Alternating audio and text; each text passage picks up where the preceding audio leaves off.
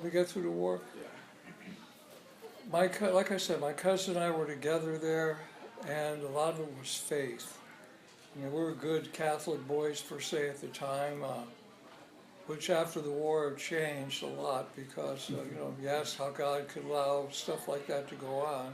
I'm not going to preach religion because I'm a pastor, but I'm going to say a lot of it was in faith. Plus we didn't think it was going to be me, us getting hurt. It's always the guy next to you. But unfortunately, it didn't wind up that way. I should have ducked and I didn't. I took the full impact from everything, and my cousin was standing right behind me. Well, he got his little piece of shrapnel on his arm. Weird war, you know what I'm saying? You just don't know. You don't know. Some of your most memorable experiences? In Vietnam? Yeah. When we got to take a shower, when we got to have a hot meal, when we had a night off where you could sleep. See, the Marines are on the front lines. We were in a little outpost, they call it, little fire bases on the outside of the perimeter, in the jungle basically, and we got hit pretty much every night by the bad guys. We'd be on patrol, 2 or 3 days patrol, you come back, you get the night off, then you go on bunker watch for a day or two, then you go back out again. And we always had canned rations. The Army and other services had the hot meals from their cooks. We never had that. We had the old sea rations. Food left over from World War II in the cans. And I'm not complaining, it was not bad when you're hungry. And then plus, you never got to, there was nowhere to shower, so when you got back to the hill on your night off, you'd fill a 50-gallon barrel with water, it had a little nozzle on it, and you got to get a shower. It was humid pretty much all the time. You're always dripping. Your underwear would rot off, they'd shred, your socks would be shredded from the humidity. It was, it wasn't pleasant. So, and you were tired all the time. So if you got a hot shower or a regular shower, I don't think it was ever hot. No. And you got a cooked meal, and you got sleep, you were doing good. We were always tired and afraid. I remember that. Do you have any particularly humorous and unusual events? Humorous events? Yeah. Before we went to Vietnam, my aunt raised me after my mother died. I was 9. She said to us, if you boys get hurt, you don't help each other, I'm going to be pissed. So the second time I got wounded, my cousin, that was his 3rd time, he got 3 Purple Hearts. I'm laying in the battlefield, bleeding out, my jawbone was gone, the bullets went through my mouth. He's holding his fingers in the artery of my neck, and he's going, boy, is mother going to be pissed. He was more worried about Mom being pissed off at us for getting hurt than he was about me dying. So that was a humorous time for us, yeah. Well, not only that, a lot of veterans that I know, I included, we laugh. We have a different sense of humor, and so we will laugh about things that really aren't funny to the average person, but they're funny to us. It changes your Perspective. perspective on things. For economic reasons, it does 2 things, right? One, it gets rid of a lot of war-age population. Vietnam, 58,479 were eliminated, right? So that makes more jobs back here.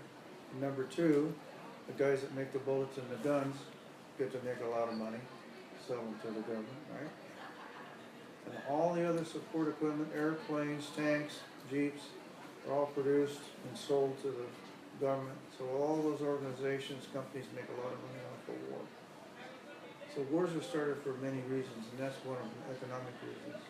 Like what's going on, for instance, with China now, right? The trade argument about, Trump and the Chinese, right? The trade deficits, it's $80 billion a year.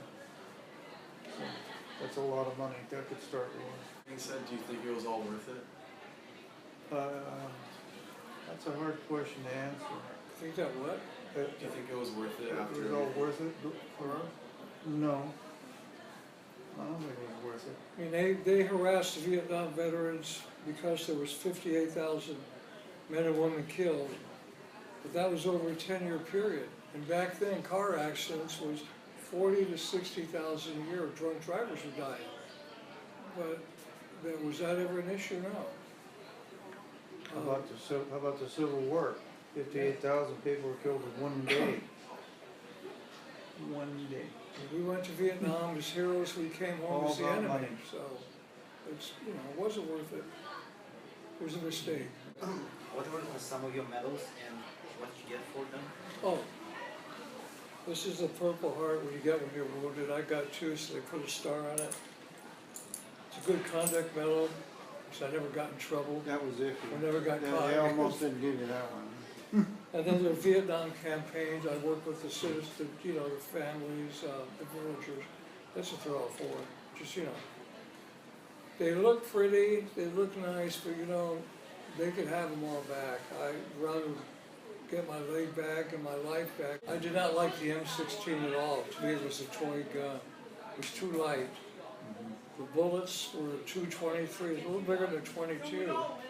But I like the M14 better. It was heavier, had a better range on it. And I want to clear up one thing too about the movies, war movies and all that. You've seen guys running and a grenade goes off and they fall down, get up and run. Or a bomb drops and a bunch of guys get killed but everybody runs. A grenade will kill you in a 150-foot radius, period. A mortar round up to 250 feet. And the bombs, when they drop, 500 feet, the concussion will kill you. So all these movies with guys running, and you've seen them on the movies, falling down, getting impossible. I mean, I would know. It's Forrest Gump had the best combat movie. I like that part. You seen Forrest Gump, the movie, the combat? That was the best, pretty much accurate. When I mortar rounded and blew them up, the machine guns. And then Platoon was pretty good too, but the rest of them were Mickey Mouse. What about Full Metal Jacket? Well, Boot Camp was good in Full Metal Jacket, that was right. They beat the shit out of us in the Marine Corps. They can't touch you now, they used to beat us up, but that's to get you trained. Were there like generally strict uniform rules or regulations when you're fighting? No. It was, we had a rifle inspection one day, they told us they're gonna do a weapon. We go, what? We're in the middle of the jungle. I mean, my toothbrush was to brush my teeth and clean my rifle.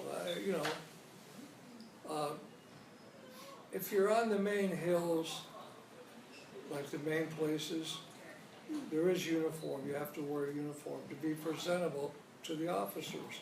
But I didn't wear underwear. I didn't wear socks because they rotted off. We just wore whatever utilities we had, ripped or not, didn't matter. You were trying to survive, not dress up for the officer drill. So no, they did have a code, especially him being on a ship. They did have. What do you need? You need discipline. But like I said, when you're away in the jungle or in the desert, you're trying to do one thing and not worry about your clothes. So.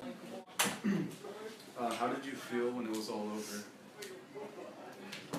I actually broke down. I was living in Las Vegas at the time when they said the war was over.